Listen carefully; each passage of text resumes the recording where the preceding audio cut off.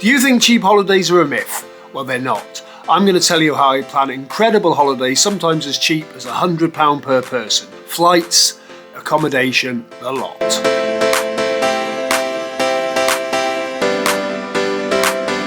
Well, my resolution going into 2025 is to travel more and spend less on doing it, otherwise I'm going to be broke. There's all sorts of hacks out there and you don't need them. I'm going to explain in this video the simple approach I use that has nailed me some fantastic breaks this year, and I hope will nail me some more next year. Many of these kick in at less than £100 or even $100 per person for everything. Now, the first thing, your key to any holiday, is getting there. So for this, I really delve into Google Flights. It's fantastic and it's so simple to use. Again, ignore the hacks. You put in your origin airports. I always put London, Manchester, Birmingham, Liverpool. That's what works for me. And there is an option there where you can go for anywhere and choose on a map. Be careful with that, you'll end up going somewhere you don't want to go when you don't want to go there. Or you could pick a destination, maybe pick a couple. You'll see on the screen this is exactly what I've done. Then you'll find out you've got the best date to fly, the best date to come back, write them down. As always, I'm a bit old-fashioned, I use a notebook for this. But once you play with Google Flights, you'll realise there's so much more you can find in there. And sometimes the map function can be fun. But I generally have a rough idea where I want to go. It's usually somewhere I haven't been yet. Obviously that list is getting smaller. I quite like Eastern Europe. I also quite like some of the luxury long-haul destinations without the luxury price. Next one up is accommodation. Now this is a minefield. At this point, I've already gone to Expedia. I may choose to look on Expedia first without putting any dates in just to see what's available, but generally I've put my 2 dates in and I search by accommodation. You can filter on Expedia to be distanced from a certain point, and I always filter by price because I'm tight. Now, obviously the first ones that come up are not always going to be the cheapest. You can tell it to take the hostels out by selecting hotels only. However, once you've got a couple you like the look of, you then use Google Maps. You need to find out how close they are to the airport and how close they are to the things you want to do. Sounds obvious, but it really is a deal breaker. On our trip to Canada, we picked Niagara, but we wanted to be in Toronto, so I knew I was going to be hiring a car. That's not always the case. So the best thing to use on Google Maps is you put the address of the hotel, the address of the airport, ask it for directions. You'll then know if it's achievable on public transport, and you can then jump onto Uber, find out how much a taxi is, because you've got to factor that in. That is your worst case scenario. You may need to get a taxi to the airport, especially if your flight time isn't great. We had this in Bilbao. There was 3 of us. The taxi in the morning for an early morning flight was €30. Between 3 of us, wasn't that bad. However, it was something I hadn't thought of first. Luckily, it paid off. So by this point, you know roughly what days you're going to fly there, roughly how much it's going to cost for the hotel. And some people say just book them as separates. I don't. I say go to something like Expedia again and book it as a package. Why do I do this? Because it gives you the atoll cover. So at least if you're stranded abroad, someone's got to get you home. And that really makes a difference. I think it makes a difference to the compensation claims if you have a delayed flight. I'm not sure. I've only had 1 delayed flight in the last 2 years, and yes, they did pay out. So you've got somewhere to stay, you know how to get there. So now let's look at affordable activities. Again, you've picked your destination right, you know what you can do within walking distance of the hotel, maybe you don't want to book any of them. In Bilbao, we really wanted to do the Guggenheim, so we booked an early morning appointment. That was the only activity we actually booked.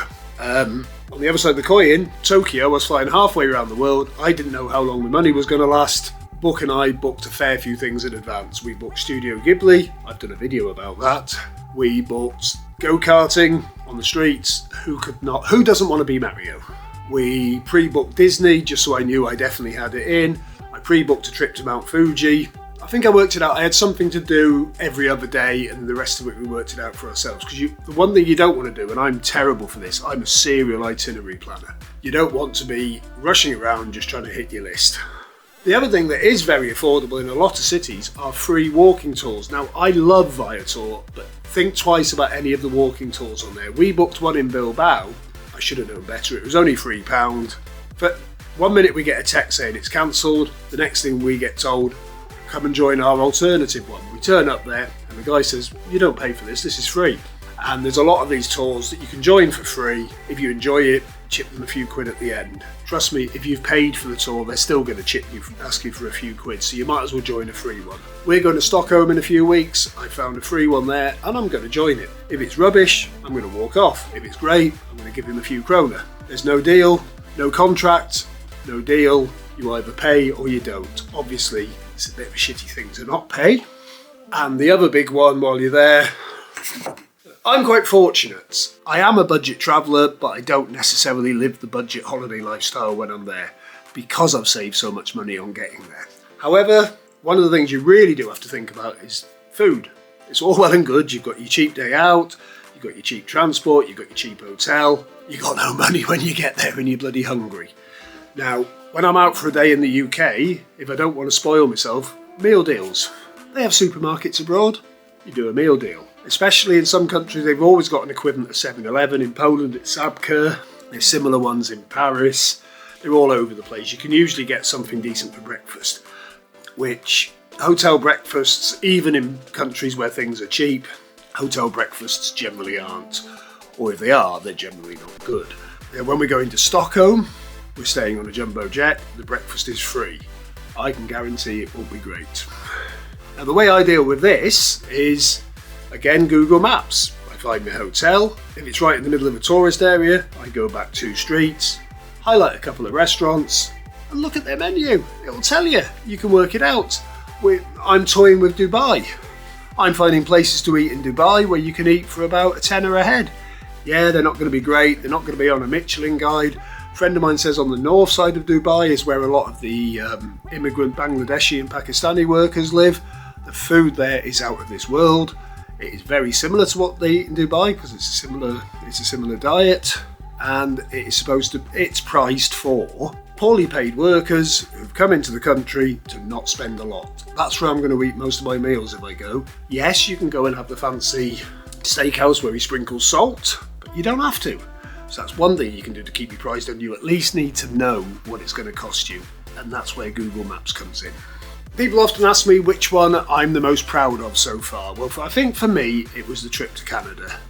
We managed flights and accommodation for 7 nights for just over 350 each. Yes, it involved changing flights in Reykjavik, but 350 each for a week in Niagara Falls, including accommodation.